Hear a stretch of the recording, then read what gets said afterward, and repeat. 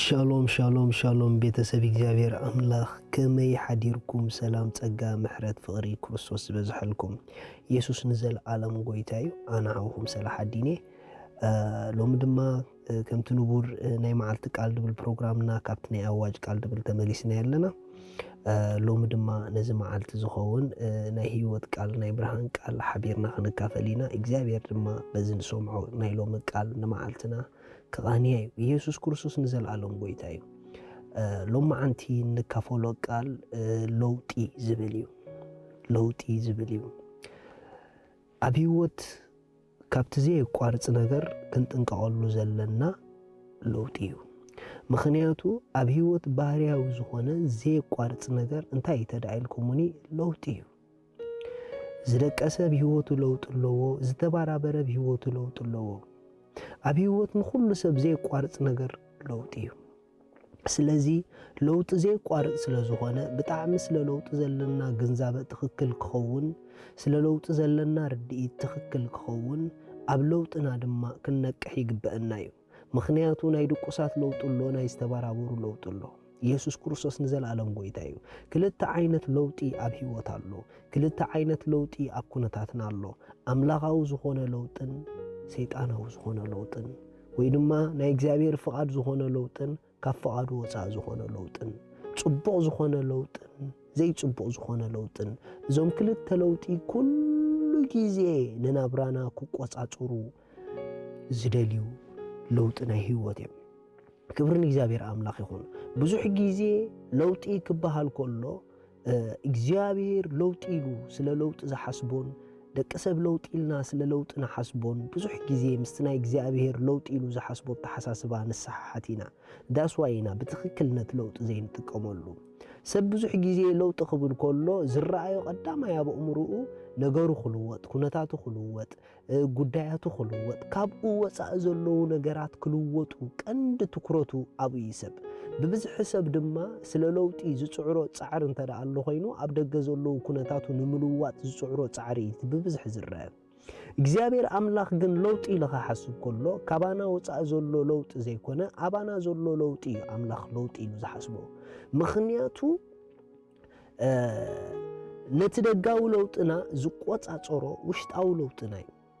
ሪኢኹም ኣሕዋት እዞም ክልተ ዓይነት ለውጢ ካባኻ ወፃእ ዘለዉ ለውጥን ኣባኻ ዘሎ ለውጥን ካብዞም ክልተ ለውጢ እቲ ዝዓበየ ለውጥን ኢምፖርታንት ዝኾነ ለውጥን ካባኹም ወፃእ ዘሎ ለውጢ ዘይኮነስ ኣባኹም ዘሎ ለውጢ ንሕና ክሳዕ ክንደይ ተለዊጥና ኢምፖርታንት እምበር ጉዳይና ክሳዕ ክንደይ ተለዊጡ ኣይኮነን ኢምፖርታንት ሪኢኹም ንሕና ከይተለወጥና ጉዳያትና ብዝተፈላለየ መልክዕ እኳ እንተተለወጡ ነገር ግን መሊሶም ምብልሻዎም ኣይተርፎምን እዩ ንምንታይ ተዘይተባሃለ ዘይተለወጠ ሰብ ነገር ለዊጥካ እኳ እንተሃብካዮ ኣብ ኢዱ ምስኣተወ ምብልሻው ኣይተርፍን እዩ ዝተለወጠ ሰብ ግን ንዝተለወጠ ነገር ካብ ለውጥ ናብ ለውጥ ከም ዝኸይድ ክገብሮ ክእል እዩ እንደገና ድማ ንዘይተለወጠ ነገር ናብ ለውጥ ከምፅእ ክእል እዩ መጽሓፍ ቅዱስ ስለ ለውጥ ክዛረብ ከሎ ከምዚ ይብል ኣብ ሮሜ ምዕራፍ 12 ኢየሱስ ጎይታ እዩ ሮሜ ምዕራፍ 12 ካብ ሓደ ከንብበልኩም ይክሳብ 2 እምበኣርሲ ኣሕዋቴ ንስጋኹም ህያውን ቅዱስን ንኣምላኽ ባህ ዘብል መስዋዕቲ ጌርኩም ከተቕርብዎ ብምሕረት ኣምላኽ እምዕደኩም ኣለኹ እዚ ማለት እቲ ናይ እምሮ መንፈሳዊ ኣገልግሎትኩም እዩ እቲ ሰናይ ባህ ዘብል ሙሉእን ፍቓድ ኣምላኽ እንታይ ምዃኑ ምእንቲ ክትምርምሩስ ብምሕዳስ ሓሳብኩም ተለወጡ እምበር ነዚ ዓለም እዚኣ ኣይትምሰልዋ ሪኢኹም ኣምላኽ ለውጢ ዝብሎ ዘሎ ኣብ ኣተሓሳስባና እዩ ብምሕዳስ ሓሳብኩም ተለወጡ ብምሕዳስ ሓሳብኩም ተለወጡ ኣብ ህይወት ስለ ለውጢ ኢንቨስት ክንገብረሉ ዘለና ነተሓሳስባና ንውሽጥና እዩ ካብ ንነገራትና ንላዕሊ ኢንቨስት ክግበረሉ ዘለዎ ውሽጥና እዩ ዘላቂ ለውጢ ጽኑዕ ለውጢ ቀጻልነት ዘለዎ ለውጢ ካባና ዝጀመረ ለውጢ እንተዳ ኮይኑ እዩ ሪኢኹም ካብ ጉዳያትና ዝጅምር ለውጢ ጊዜያዊ እዩ ካባና ዝጅምር ለውጢ ግን ጸናዕ እዩ ኢየሱስ ንዘለዓለም ጎይታ እዩ ኢየሱስ ንዘለዓለም ጎይታ እዩ ስለዚ ሎማ ዓንቲ ኣሕዋት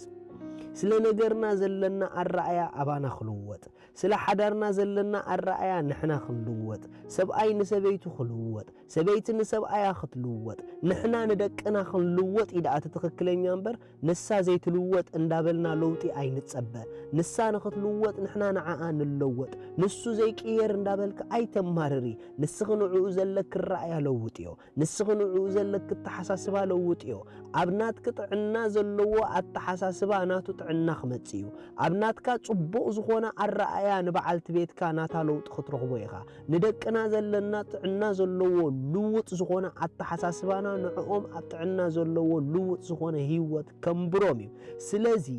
ለውጢ አባና እዩ ለውጢ ኣብ ጉዳይና ይኮነን ኣብ ጉዳይና ዝመጽእ ለውጢ ጸናዕ ይኮነን አባና ዝመጽእ ለውጢ ግን ጽኑዕ እዩ ኢየሱስ ንዘለዓለም ጎይታ እዩ ስለዚ